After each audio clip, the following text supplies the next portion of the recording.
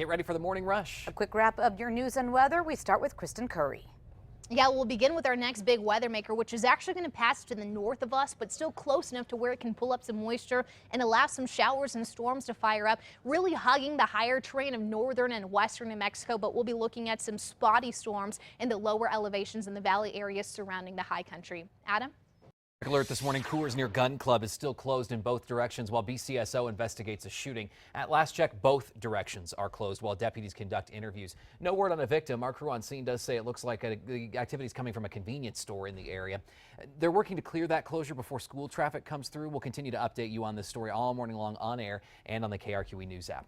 And as you get ready to head out the door, we're following the day's top local stories. We start with Catherine Mazzone. Crystal, later today, GOP Vice Presidential nominee Mike Pence is expected in Albuquerque. He's set to speak at the Sandia Casino at 3:30. Doors open at 1. The last time the campaign stopped here, some protesters became violent. This is their first time back. Where else he's expected in ticket information coming up in the 5 Facts. Crystal? Meanwhile, Donald Trump looking to regain momentum a day after laying out his anti-terror plan. Speaking from Ohio Monday, the Republican nominee called for extreme vetting of immigrants to keep people with radical views from entering the country. Hillary Clinton, who campaigned with Vice President Joe Biden in Pennsylvania yesterday, slammed Trump's proposals as outrageous and dangerous. And this morning, residents in central Louisiana are still dealing with massive flooding. Many residents in that region who lived through Hurricane Katrina are left starting over a second time. More than 20,000 people have been rescued in the state. Several people have died since the flooding began on Friday. More rains expected throughout the week. On to developing news as concerns about Zika grow. One lawmaker is making it easier for you to find out more about the virus. Yesterday, U.S. Senator Martin Heinrich launched a Zika resource center on his website. There you can find information on keeping yourself and your family safe. Zika is believed to cause serious birth defects in babies. We have a link to the Zika site on our website. New this morning, more legal action over the Gold King mine spill. The Navajo Nation is taking on the federal government over the massive mine waste spill that tainted the river in 3 western states. Officials with the Navajo Nation say they've directed their attorneys to sue over what they call an unprecedented environmental disaster. On to this, a daughter of the Silver City DA who was under fire for her special treatment in a DWI case is under investigation herself this morning. Video shows Francesca Estevez driving off without a DWI test. This after she was spotted weaving all over the road. Her daughter Shoshana is accused of threatening someone who reposted news articles about the DA. State police say they're investigating. Happening now, people living in downtown Albuquerque are pushing to make the streets there safer for pedestrians. Neighbors are now suggesting a hawk light at 2nd and Silver that will stop traffic for pedestrians when needed. Traffic's supposed to pick up even more when the Silver Street Market opens up later this month. Councilor Isaac Benton says he would like to at least put up stop signs to make it an all-way stop in the next month or 2. Sarah? City councilors are waiting for the mayor's administration to give them an update on the financial plan for ART. This after councilors went to the meeting last night with a resolution that would require leaders to provide more specific design and finance plans. Councilors want a concise plan if federal funding falls through. They also want a map of where parking spaces will be added and where the left-hand turning zones will be. Kristen? Your Metro Threat Index for today added 3 with those spot storms possible here in the Metro today. We're looking at the potential for some heavy rain as well as the gusty winds and even some lightning packed in with some of those stronger storms. This will mostly be a late afternoon into evening event. I do expect, though, that Metro Threat Index to climb as the days go on to finish the week. Crystal? On to developing news now. A man accused of leading police on a dangerous chase from Acoma Pueblo to Albuquerque is waking up behind bars. It all started last month when an Acoma police officer tried to stop Roberto Alderete. Alderete was wanted in connection with the shooting, and when the officer tried to pull him over, they say he sped off. It all came to an end when the car T-boned another. Alderete was charged for aggravated fleeing and reckless driving, causing great bodily harm. Developing this morning, authorities are investigating the kidnapping of at least 10 people from a restaurant in Mexico. Investigators say the group was taken from an upscale restaurant in Puerto Vallarta. They say all of the people who were kidnapped were members of a gang from 3 different states. No other information on the investigation has been released so far. Thanks, Crystal? Adam. How about a check on your traffic this morning? Take a look at your map here. Nothing major on the interstates. However, keep in mind there is that incident, that police activity on Coors near Gun Club. We'll keep you updated on that throughout the morning.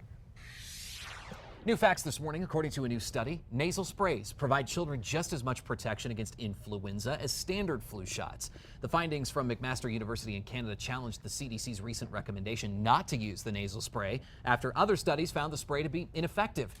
Canadian researchers say the results come from a 3-year trial involving about 1,200 children. On to this now. Developing news this morning. The Pentagon says the number of detainees at Guantanamo Bay Detention Center is now down to 61. The government says 15 prisoners were sent from Guantanamo to the United Arab Emirates in the single largest release of detainees during the Obama administration yesterday.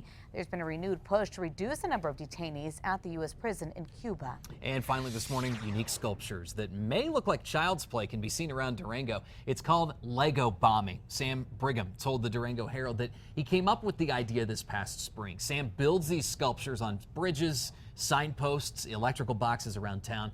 He uses 200 to 300 pounds of Legos to make his creations. That is so neat. Very impressive. Awesome. I love that. Could you imagine being a kid in that city and able to just play when you're at the park with Legos? Legos. I like the Great idea. idea. For him.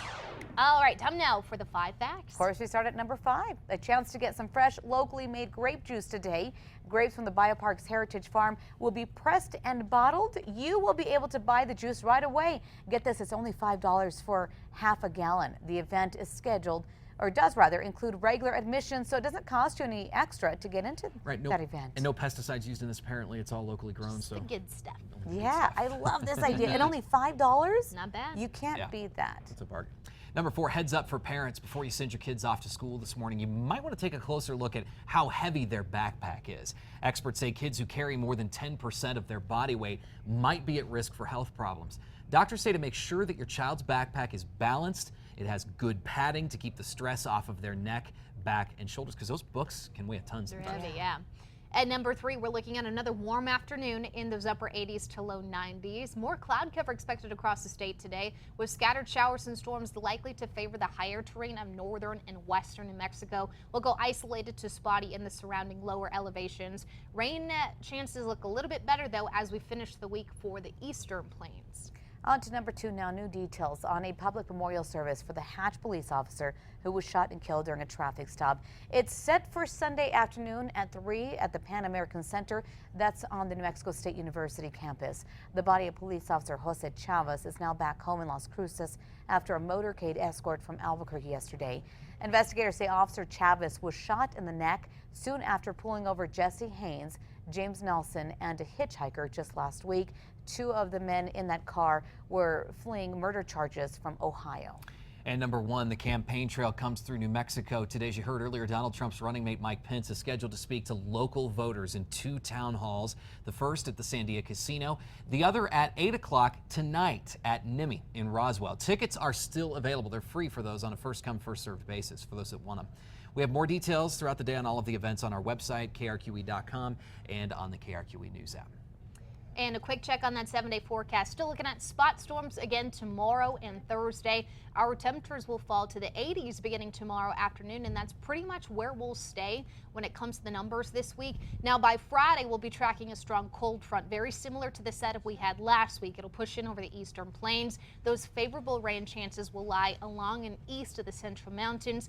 It will also come with a cool down, a little bit of a difference here in the metro, but areas across the eastern plains likely to see a good 5 to 10 degree difference in those numbers as we approach the weekend. So storms will still be hit and miss over the next few days. At least it's something. We'll take it. And if you do get any rain at your house, let us know. You can share those photos on Facebook. Love seeing those pictures. So coming up on KRQE Mornings, Kristen's favorite day, Explora Tuesday. is here. Yes. Some cool science. Okay, they're going to teach us how to make a magnet launch. Really? I'm neat excited is about it that? already. I love their experiments. That's all on Fox New Mexico after the break. Join us. We'll see you on the other side.